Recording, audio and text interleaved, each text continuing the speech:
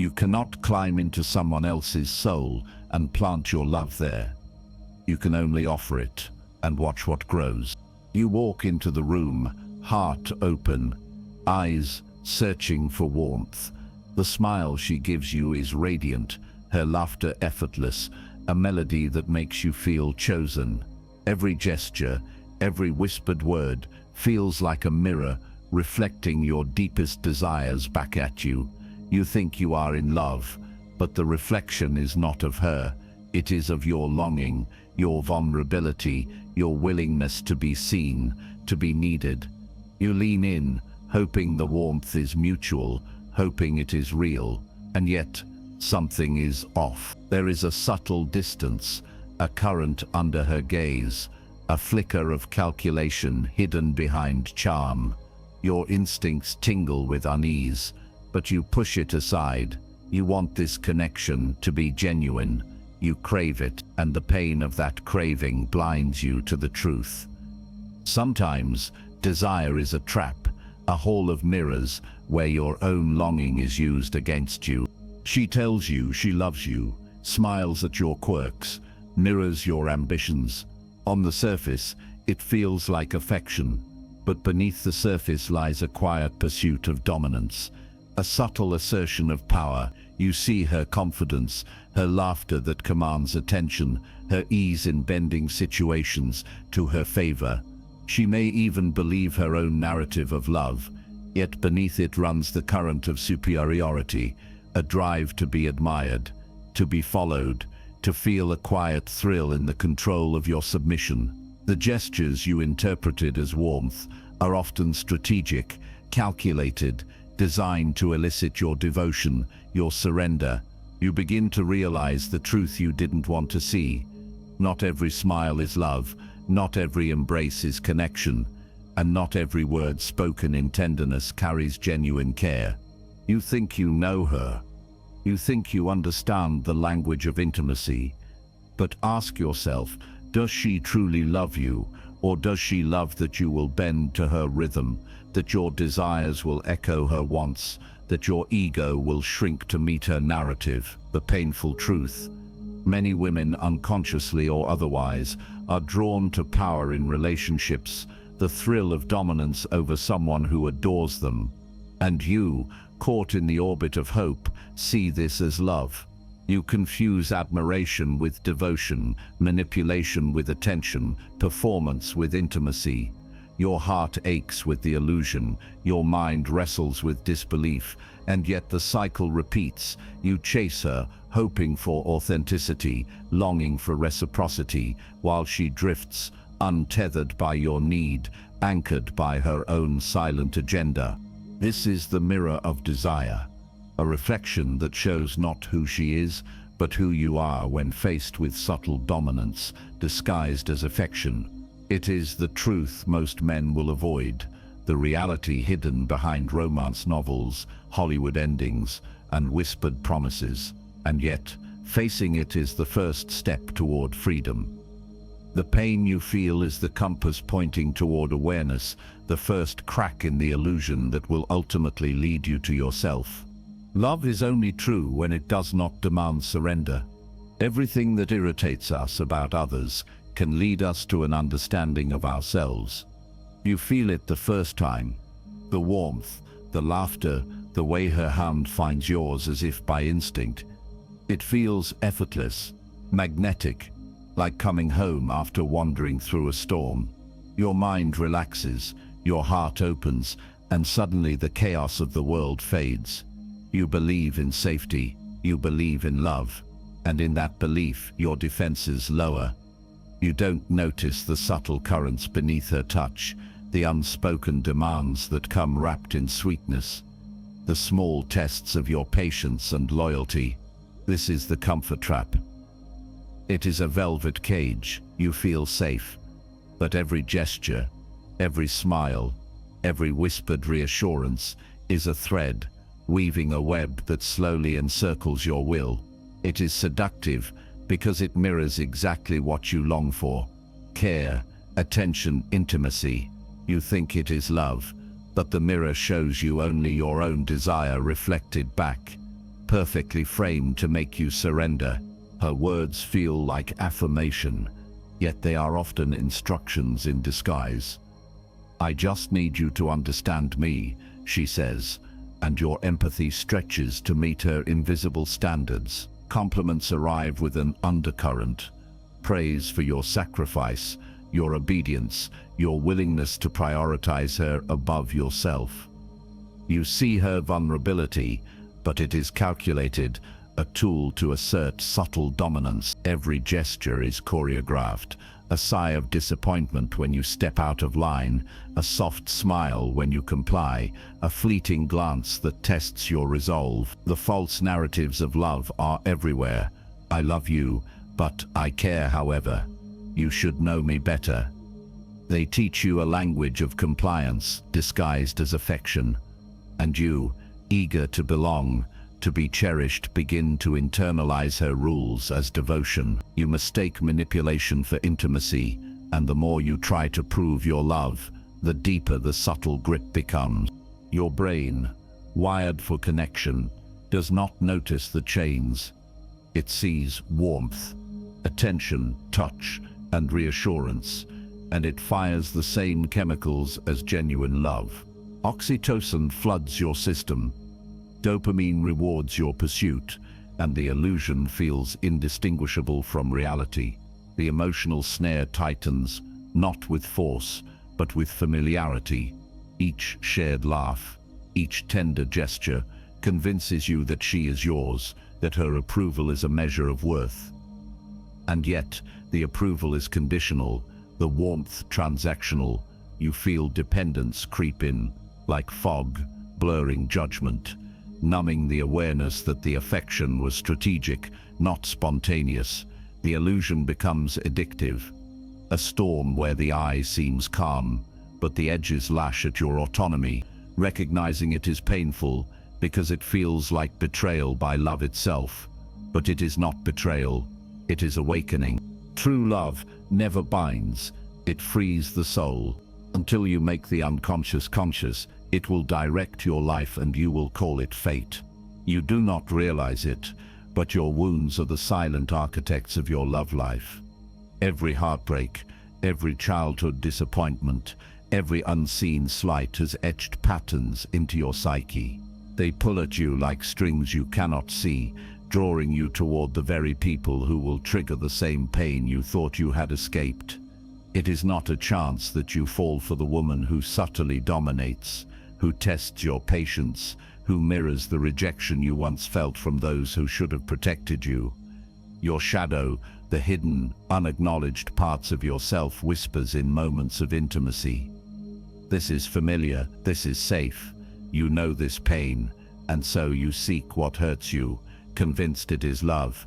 You are dancing to the tune of an unseen puppeteer, a ghost of your past that manipulates the present, shaping desires and fears into a pattern of silent submission. You may try to resist, but instinct often triumphs over reason, because the wounds are old, deep, and persuasive. She is not simply cruel or calculating, she is a mirror for your shadow. When she challenges you, rejects you, or tests your devotion, she activates the parts of you that were left unhealed. You are drawn into the drama because it resonates with an inner script you did not write. And yet you are not entirely innocent. In your longing to be loved, to be seen, you project your fantasies onto her. You imbue her gestures with meaning she may never intend, and you punish yourself for not decoding the silent rules of her game. Projection and complicity intertwine. She, guided by her own shadow, triggers your insecurities. You, guided by yours, respond with patterns you barely recognize. Together you enact a story that feels inevitable, a dance of dominance and submission choreographed by the unconscious. Each argument, each silent withdrawal, each fleeting embrace is a reflection of a deeper psychological truth. You are not just with her, you are inside the unresolved parts of yourself. Even when awareness strikes, it does not immediately free you. You see the pattern, you recognize the triggers, You understand the mechanics of control and submission, but instinct remains loyal to the wounds, to the familiar ache. Awareness is a candle in the dark. It illuminates the strings, the hidden choreography, yet the puppeteer still tugs. You feel the pull of old habits, the magnetic attraction to what destabilizes, the temptation to surrender even when you know better. Breaking the illusion is not an event, it is a process, a constant negotiation between what you know and what you feel.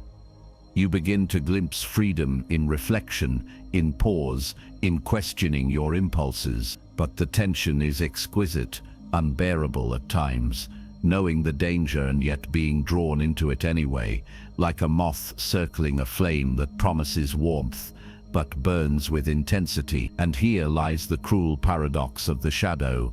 Recognition does not equal liberation, but it is the only path that leads there. You cannot heal what you refuse to face. Your visions will become clear only when you can look into your own heart. Who looks outside dreams, who looks inside awakens. It hits like a storm breaking over a fragile city. One moment you believe in the story you've built, the smiles, the shared plans, the whispered promises, and the next, the illusion collapses. The truth pierces through like glass, shattering under pressure. She never needed you to love her, only to bend. Betrayal is not always loud. Sometimes it whispers in the pauses, in the smiles that do not reach her eyes, in the subtle manipulations that once felt like attention. You feel the weight of the realization pressing into your chest, constricting your breath. Every memory flickers with double meaning. Every tender gesture is now tinged with deception. The shattering moment is both intimate and brutal, a cinematic unspooling of the fantasy you nurtured, and in that silence, you are left alone, staring at the pieces of a self that thought it was whole. As the shards of trust and illusion pierce deeper, your identity begins to fragment. The man who believed he was desired for his essence feels hollowed out, stripped of certainty. Confidence, once sturdy, now trembles. You question every choice, every word, every act of care you offer. Repeated emotional subjugation has eroded more than pride. It has hollowed the contours of your self-image.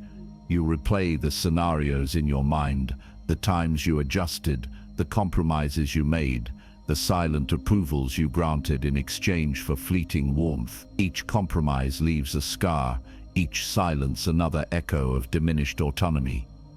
Your reflection in the mirror is no longer familiar. It is fractured, composed of expectations, fears, and the residue of repeated surrender. You realize that the damage is not only external, inflicted by her, but internal, carved by the choices you made in pursuit of acceptance. And then the spiral begins. Anger rises like a tempest, raw and untamed. Despair creeps in, cold and suffocating, whispering that love itself is a lie. Obsession follows, your mind circling the events, the words, the patterns, desperate to reclaim meaning or to rewrite the ending that cannot be undone. Nights stretch endlessly, haunted by what was and what should have been. Your emotions are no longer contained. They surge in waves, dragging reason beneath their undertow. Every familiar place, every song, every scent becomes a trigger, reopening wounds that have barely begun to close. Yet, in this chaos, there is an unconscious clarity forming. The collapse, as devastating as it feels, is a necessary excavation of the self. It strips away illusions, confronts denial, and forces confrontation with what you have avoided for too long. You are on the edge of transformation, teetering between despair and insight, between self-destruction and awakening. Pain unveils the soul. Endure it to know yourself. Everything that irritates us about others can lead us to an understanding of ourselves. Look back at the moments you thought were love, and see them now as a chessboard. Every smile, every gentle touch, every argument played with intention, each move designed not to nurture intimacy, but to assert control. You were the pawn, advancing toward approval while she maneuvered like a queen, claiming territory, testing boundaries, measuring your devotion. The dinners, the gifts, the whispered promises, they were not always about connection. They were about influence, subtle dominance, and the thrill of power. And you, caught in the momentum of desire, read them as affection, mistaking strategic placement for genuine care. Understanding this does not diminish your pain. It reframes it. It shows you are participating in a game whose rules you did not write, whose objectives were invisible, and seeing the game is the first step toward reclaiming the board. Awareness is liberation. When you grasp the psychological motives behind those gestures, the subtle tests of patience, the quiet triumphs in seeing you bend, the allure of submission mistaken for intimacy, you free yourself from their emotional weight. The anger, the self-doubt, the confusion begin to lose their grip because you recognize them as reflections of the game, not reflections of your worth. Your mind, once enslaved by longing, can now measure reality against truth rather than fantasy. The chest-tightening panic at a missed call, the obsessive replaying of conversations, the crushing disappointment, they begin to dissolve, leaving clarity in their place. Understanding is not cold, it is precise. It carves away illusion and replaces it with perspective, allowing you to step back and observe without losing yourself in the storm. And now, the final step is reconciliation, not with her but with yourself. You mourn what never truly existed, rather than what you thought was lost. The tears are no longer for love betrayed, but for the narrative you once believed, the fantasy you once invested in. You allow yourself to feel the depth of the absence, to honor the wound without letting it define you. In the quiet of reflection, you sense a subtle shift. Grief transforms into clarity, sorrow into understanding, longing into readiness. You do not curse the past. You thank it for teaching you the rules of the game, for revealing your shadow, for showing you how to recognize manipulation and reclaim autonomy. This internal reconciliation is quiet, profound, and necessary. It sets the stage for power, for self-respect, and for a love that is chosen, not coerced. Grieve illusions, embrace truth, reclaim yourself. Knowing your darkness is the best method for dealing with the darkness of other people. You look into the mirror and for the first time you do not flinch. You see the fears that have guided your choices, the insecurities that have whispered, "You are not enough," the shadows that have drawn you toward manipulation disguised as love. Every past failure, every heartbreak, every moment of surrender is etched into your psyche, and now you trace them without judgment, without shame. Facing your dark corners is not comfortable.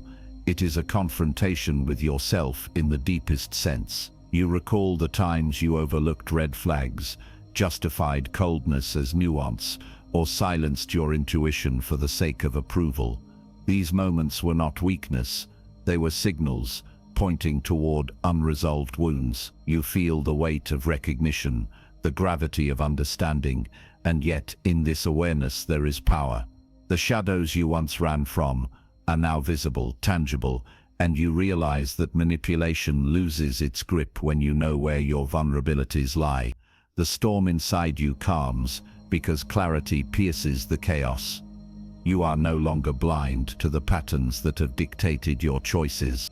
Owning your choices is the next step. Every encounter, every surrender, every act of emotional compromise was yours to make. And owning them does not mean blaming yourself.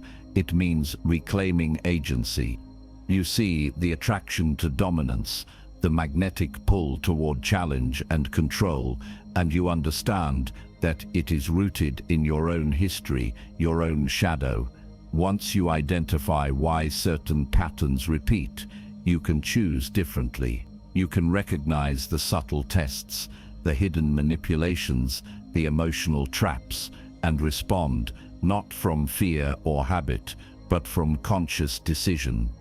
You feel a shift inside, the power that was once ceded to circumstance and the behavior of others begins to return to you.